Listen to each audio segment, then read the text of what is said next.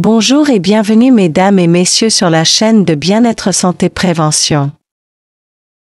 Notre vidéo est la deuxième partie sur la santé et la nutrition de nos enfants en milieu scolaire.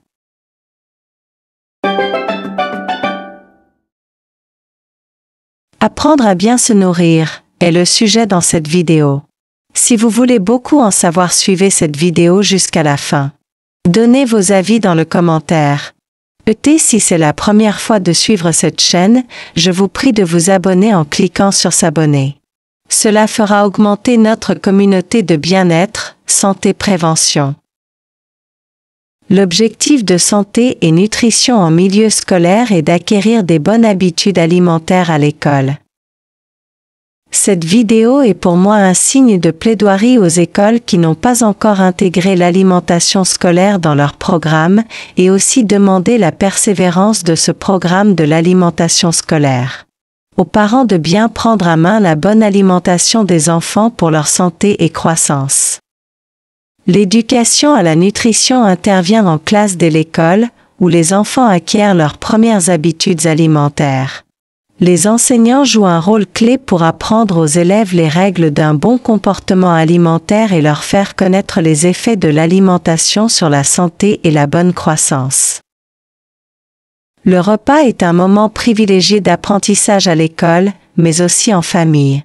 Il est important que nos enfants aient une alimentation variée et équilibrée qui sera bénéfique à sa santé et sa croissance. Il est recommandé de manger à heures régulières.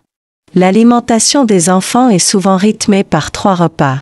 Matin, midi et soir, soit le petit déjeuner, le déjeuner et le dîner.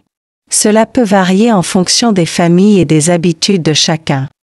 Sachons que certains aliments sont à consommer de façon privilégiée, notamment les fruits et légumes.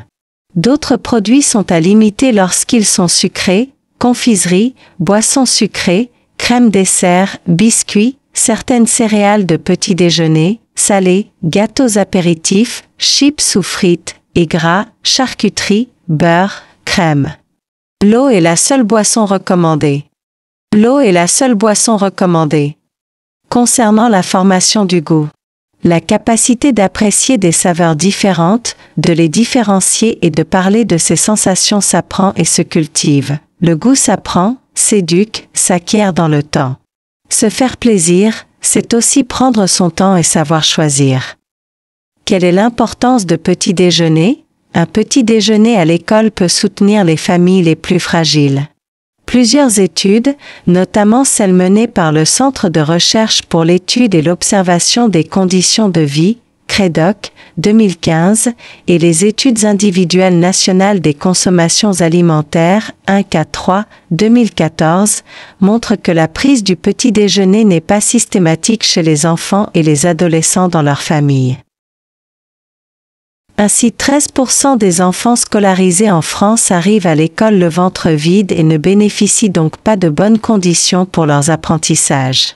Voilà pourquoi nous proposons que des actions de sensibilisation doivent être entreprises afin de rappeler l'importance de ce repas dans l'équilibre alimentaire des plus jeunes. Les petits déjeuners à l'école peuvent aider à la réduction des inégalités alimentaires pour le premier repas de la journée, indispensable à une concentration et une disponibilité aux apprentissages scolaires. Et point d'apporter aux élèves une éducation à l'alimentation. L'alimentation scolaire doit répondre aux critères suivants, ils doivent être équilibrés et de qualité, ils sont servis dans le respect des règles de sécurité et d'hygiène alimentaire, ils sont ouverts à tous les enfants, ils sont accompagnés d'une action d'éducation à l'alimentation et d'une sensibilisation des parents au rôle du petit déjeuner. Très important. Selon le rapport de l'Union africaine sur l'alimentation scolaire. En 2022, 65,9 millions d'enfants ont bénéficié de l'alimentation scolaire en Afrique, ce qui représente une légère augmentation.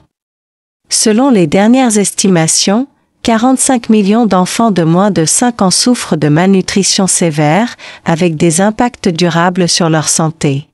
Cependant, les programmes d'alimentation scolaire apportent de l'espoir, car les initiatives existantes montrent des bénéfices clairs pour la nutrition des enfants, tout en générant des avantages environnementaux, sociaux, économiques et même culturels. Nous sommes à la fin de notre vidéo. J'espère que notre vidéo d'apprendre à bien se nourrir vous a intéressé. Donnez vos avis dans le commentaire de cette vidéo. Partagez aux autres et abonnez-vous sur notre chaîne. Merci et que Dieu vous bénisse. À bientôt.